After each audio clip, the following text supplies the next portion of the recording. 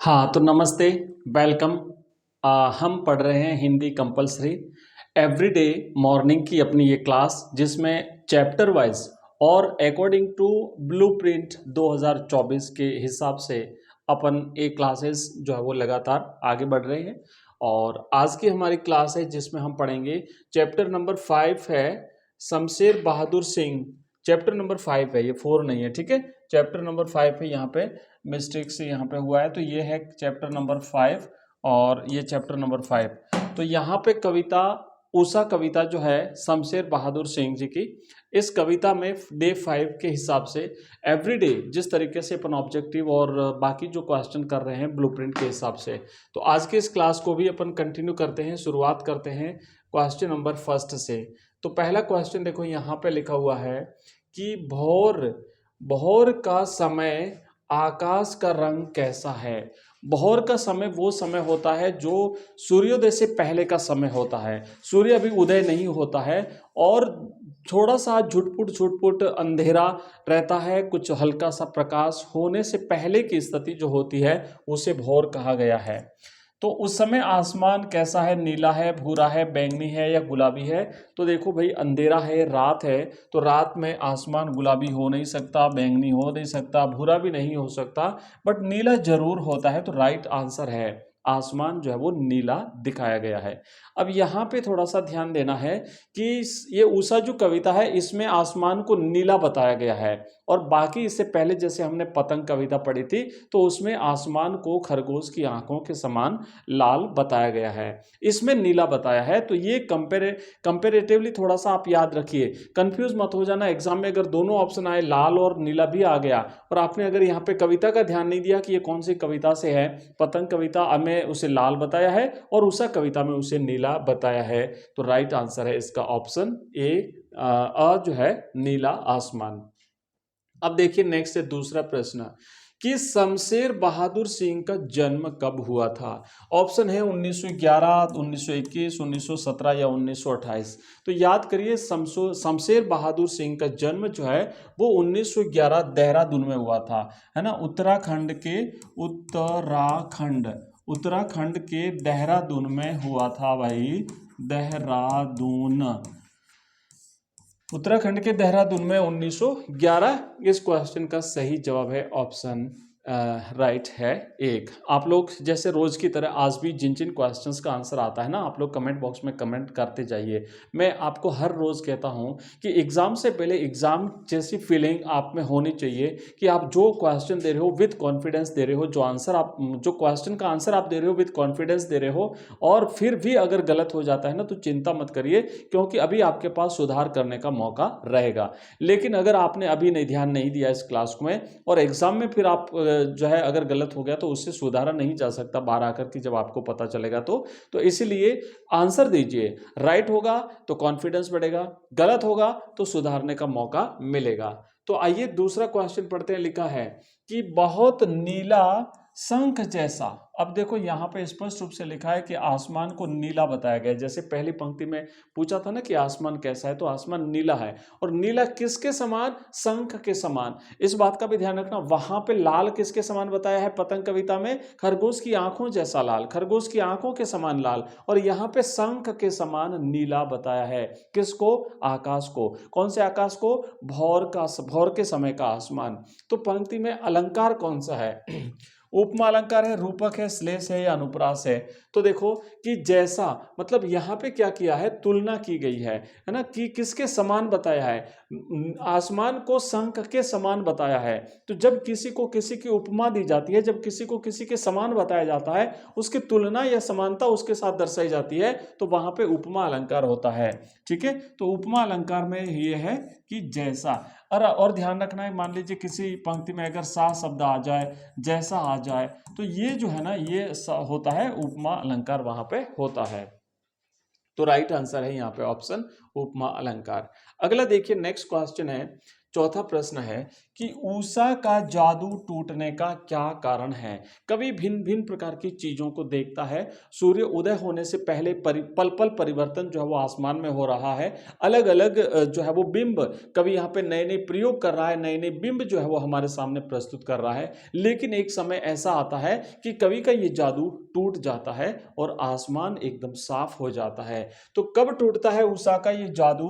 बरसात आने पर टूटता है, या फिर तारों का दिखाई देता है, या सूर्योदय होना है, या फिर दोपहर का होना है। तो जैसे ही सूर्योदय होता है, सूर्य उदय होते ही वो अंधेरा छट जाता है, प्रकाश हो जाता है, रोशनी हो जाती है, और आसमान में भी जो एक जादू चल रहा था वो कवि का जादू टूट जाता है और सारे दृश्य जो है वो समाप्त हो जाते हैं।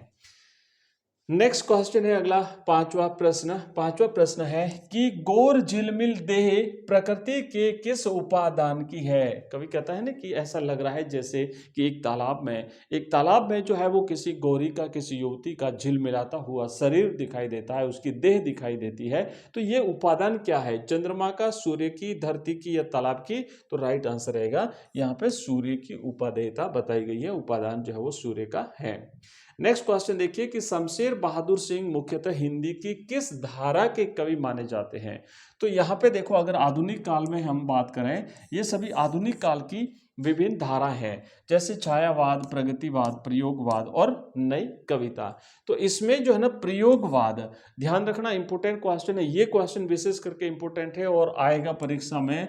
और जो इंपोर्टेंट मैंने बता दिया वो इंपोर्टेंट है, इसीलिए नोट कर लीजिए इसे कि शमशेर बहादुर सिंह किस धारा के कवि माने जाते हैं। तो आधुनिक काल की प्रयोगवादी धारा के कवि माने जाते हैं शमशेर बहादुर सिंह। तो राइट आंसर रहेगा ऑप्शन स।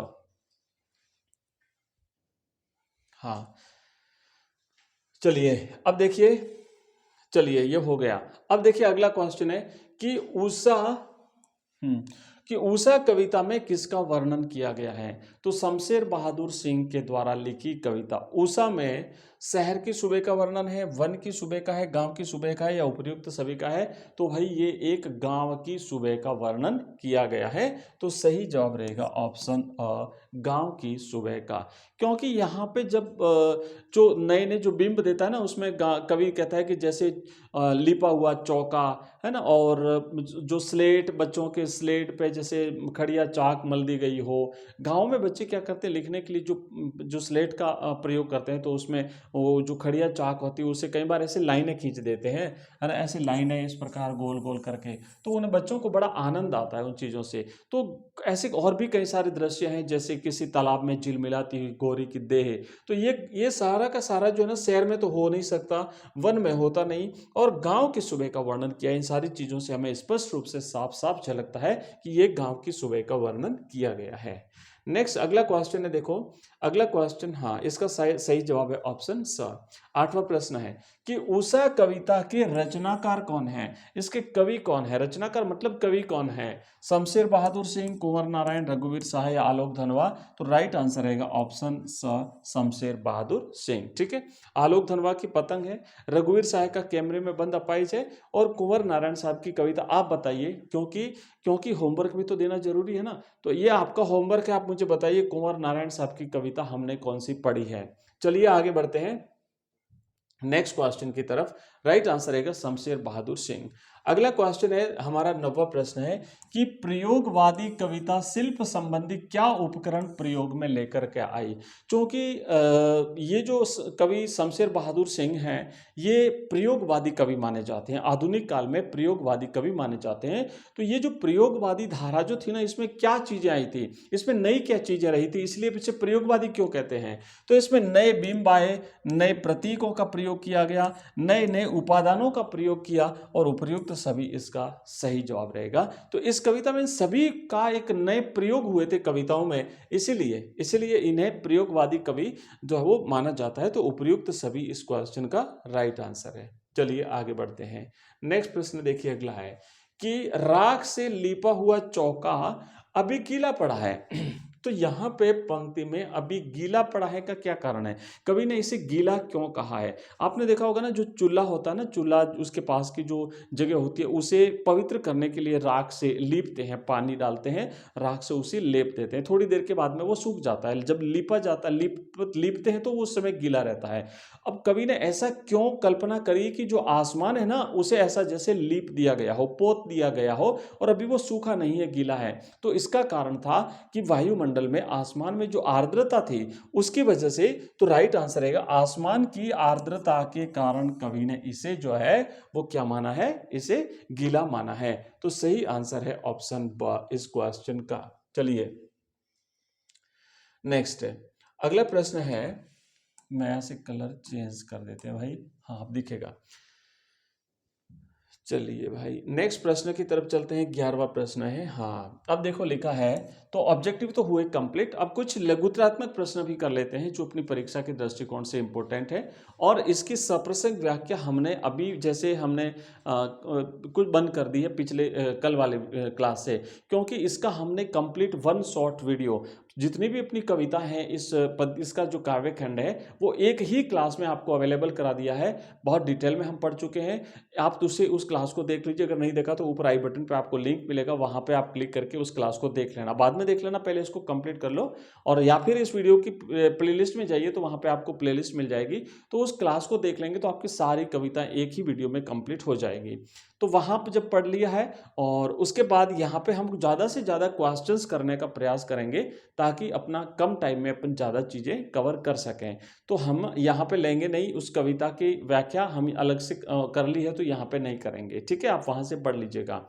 इसके अलावा रहा कवि परिचय का, कवि का व्यक्तित्व और साहित्य, कवि का व्यक्तित्व और कृतित्व पर एक जो प्रश्न आएगा उसकी भी हम अलग क्लास लेंगे। तो जब ये दोनों अलग हो गई तो पीछे बचते हैं ऑब्जेक्टिव टाइप के लघुत्रात्मक, अति लघुत्रात्मक जो प्रश्न है या बड़े प्रश्न भी हैं, वो सारे हम अभी इसमें कर रहे हैं। तो देखो 11वां प्रश्न क्या है कि स्लेट पर या लाल खड़िया चाक मलदी हो किसी ने, उषा कविता की इन पंक्तियों का आशय स्पष्ट कीजिए। क्यों कवि यहाँ पे ये कहता है कि वो जो सुबह का जो भोर के आसमान का जो दृश्य था वो ऐसा दिखाई देता है जैसे जो पट्टी आती है ना, पट्टी उस स्लेट जो आती है उस स्लेट पर जैसे किसी ने लाल खड़िया मल दी हो, ऐसा क्यों लगा था। तो इसमें क्या था कि भोर होने पर अंधेरे से ढके आसमान में मानो स्लेट और उस पर सूर्य की लाल लाल किरणें मानो लाल खड़िया चाक से खूब सारी रेखाएं खींची गई हो।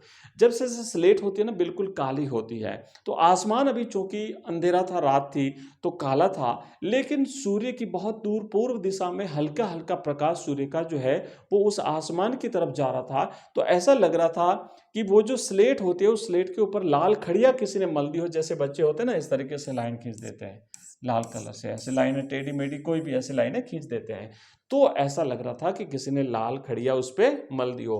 भोर का ऐसा आकाशीय दृश्य अतीव सुंदर लगता है, बहुत ही ज्यादा मनोरम दृश्य जो है वो लगता है।